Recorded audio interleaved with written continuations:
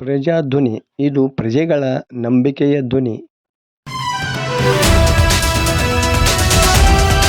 ದಾವಣಗೆರೆ ನಗರದಲ್ಲಿ ಮೆಕ್ಯಾನಿಕ್ ಕೆಲಸ ಮಾಡುತ್ತಿದ್ದ, ಕಷ್ಟದಲ್ಲಿದ್ದವರಿಗೆ ಕೂಡಲೇ ಸ್ಪಂದನೆ ಮಾಡುತ್ತಿದ್ದ ಸಮಾಜ ಸೇವೆ ಮೂಲಕ ಹೆಸರು ವಾಸಿಯಾಗಿದ್ದ ನಾಗರಾಜ ಹಣಗಿ, ಗುಬ್ಬಿ, ಸೋಮವಾರ ನಿಧನರಾದರು.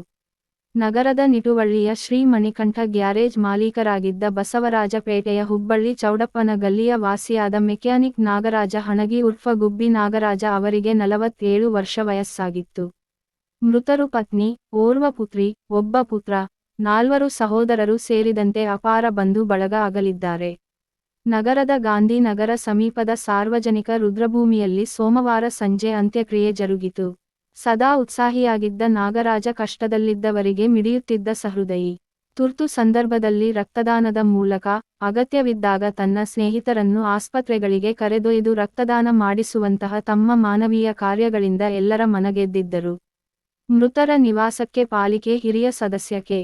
ಚಮನ್ ಸಾಬ್ ಸೇರಿದಂತೆ ಮುಖಂಡರು ಭೇಟಿ ನೀಡಿ ಅಂತಿಮ ದರ್ಶನ ಪಡೆದರು. ಮೃತ ಹಣಗಿ ನಾಗರಾಜ ತಮ್ಮ ಸಾವಿನ ಮಧ್ಯೆಯೂ ನೇತ್ರದಾನ ಮಾಡುವ ಮೂಲಕ ಇಬ್ಬರು ಅಂಧರ ಬಾಳಿಗೆ ಬೆಳಕಾಗಿದ್ದಾರೆ. ವರದಿ ನಾಗರಾಜ ಹಣಗಿ, ಪ್ರಜಾಧ್ವನಿ, ಲಕ್ಷ್ಮೇಶ್ವರ.